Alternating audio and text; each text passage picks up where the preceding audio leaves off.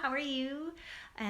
Welcome to this series of happiness tips as part of the Serenity Experience in Riverside. My name is Jessica Lynn. This is a multi-sensory, multimedia installation that I have created in collaboration with the Riverside BIA and with the support of the City of Toronto. So thank you so much to everybody involved. There have been a lot of people, including the 10 businesses where we have the installations physically in the storefront windows right now. It's been really special isn't even a good enough word, but it's been amazing to connect with all these different people and their spaces and to bring a little bit of magic to that stretch of Queen Street East. And we're still going. It's on physically still now, and it will be up until March 20th. So we have a few restrictions lifting in a couple of days here in Toronto. If you are in the area and you'd like to go check it out in real life along the sidewalk there, you can.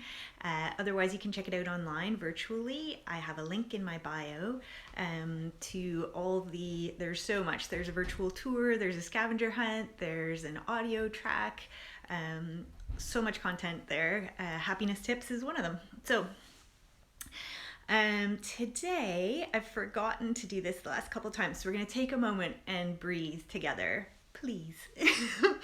All of you there at home too, and me and the cat. We're going to breathe together. So we're going to do 3 deep breaths. We're going to go in through the nose and out through the mouth. And as you exhale, just imagine pressing your tensions and your stresses and your worries out. Inhale, you're inhaling good things and energy and rejuvenation. So let's try this all together. Okay, ready? Go. Inhale. Exhale. Inhale. Exhale.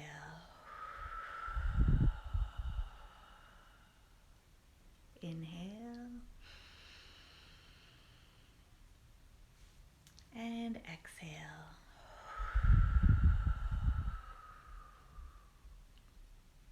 Thank you.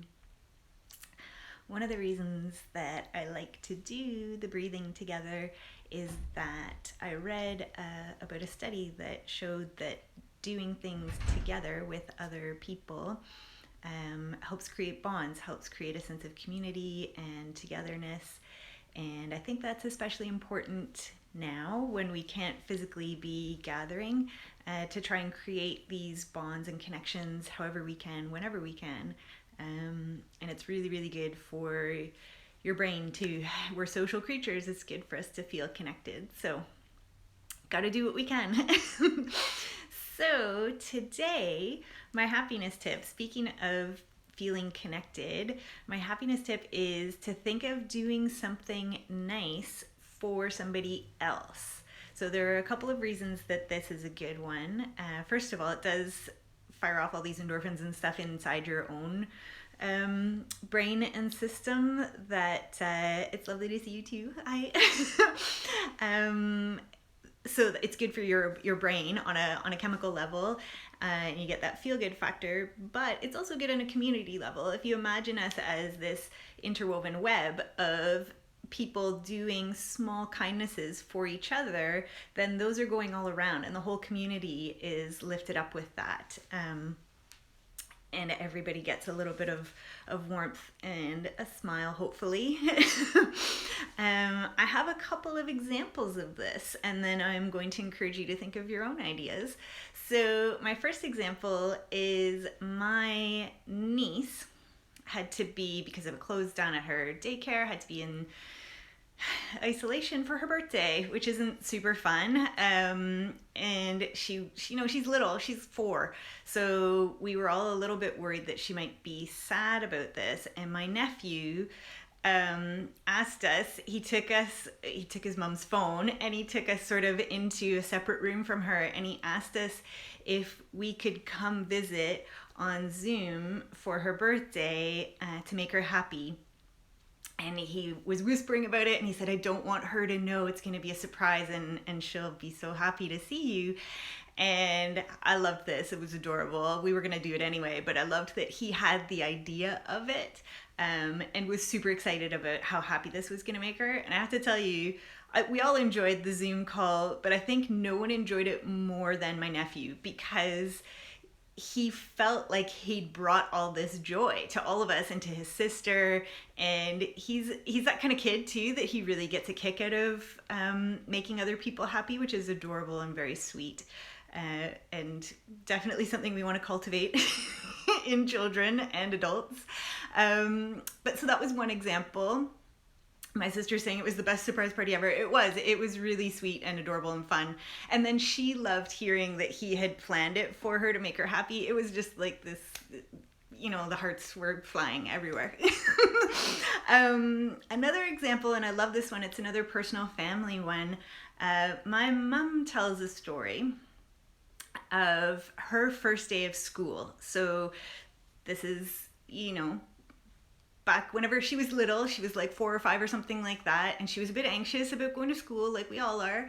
And her father apparently told her when he dropped her off to look for a kid in the playground when she got there that looked like that kid was sad or scared or crying, and to go over to that kid and be their friend, be somebody who could show them that it was going to be okay. And of course, the brilliance of that is that my mom then wasn't scared, because she was thinking of who she could help, right? And she did find that kid, and I have no idea whatever became of that, if that was a friendship or if that was just sort of a one moment that got her over the scared of first day of school thing. But I loved the visual of that. I loved the brilliance of looking. We're all scared. We're all, right now, you guys, we're in the middle of a pandemic, and it's not even, hopefully we're past the middle. It's not like when it was only 2 or 3 weeks in that we thought it was maybe going to be a couple months. We're now at the 1 year mark, and it's wearing on a lot of us, I think, in different ways, whether we realize it or not. We are all that scared kid in the playground. We're all sad. We're all alone, right? In different ways that we haven't been before. But if we can turn ourselves into the kid who's looking around to see who else needs help, who else is a little bit more scared or more sad or more alone, I can almost guarantee you won't have trouble finding one of those people, because I think we're all those people on different days.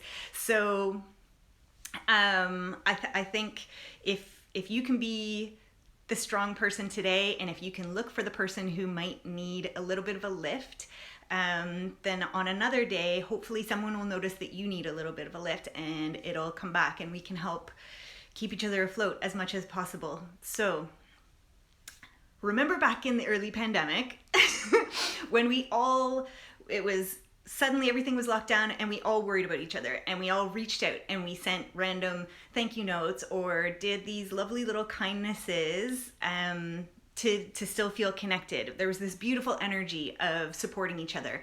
And I think over time that's worn a bit thin, or we've dropped those habits or forgotten about it. And so what I want to encourage today is that you think of something. So spend the next 5 minutes, once this video is done. 5 minutes isn't a lot, you guys. Spend the next 5 minutes thinking about who is in your immediate circle. This might be a coworker, it might be a friend, it might be a family member, a neighbor, somebody you know that you think could maybe use a smile, or just an encouraging word, or a thank you, or something, I don't know, some kind of kindness. Be creative. Think of that person, think of what you could do that would make them happy. And this could be as simple as sending a text or sending an email, just, checking in and saying hi, or being supportive, or saying, I saw that thing that you posted and it looked amazing, or whatever. Speaking of which, this is a bonus one. My friend Marianne suggested to me, this was a few weeks ago, she didn't suggest it in like an advice kind of way. She was doing this where she was being more thoughtful about her social media. And I loved that. Anything that involves mindfulness with social media is good. And she said she was making a deliberate attempt to, rather than just liking things, to only like things that she was commenting on. And let that sink in, because I know you're like me and you like a lot more things than you comment on if you're on social media, which you are because you're watching this there. So it has significantly, I've taken this on, it has significantly reduced the number of posts that I am liking in a day or a week or whatever by a ton. But it has significantly increased the amount of comments that I'm leaving on people's posts. And I take a second, I take a breath, I take a second, and I think, what is it about this post that makes me want to click like? That's it. And then comment about that. Comment about, why this makes you happy, or why you're happy for this person about this post. Anything. Anyway, that's a bonus one. And that's a kindness. You can be kind to people through social media as well. It doesn't have to be, a direct interaction. It can be a little bit more abstract too. So that's my challenge for you today. We're far enough into these happiness tips. I feel like we're ready for next level ones, where it's like, this is more of a long-term happiness tip. You need to look out there, see who needs help, and give them a tiny, tiny, tiny little bit of help. And that's it. And you will feel better. They will feel better. The world will be a nicer place. Isn't that amazing?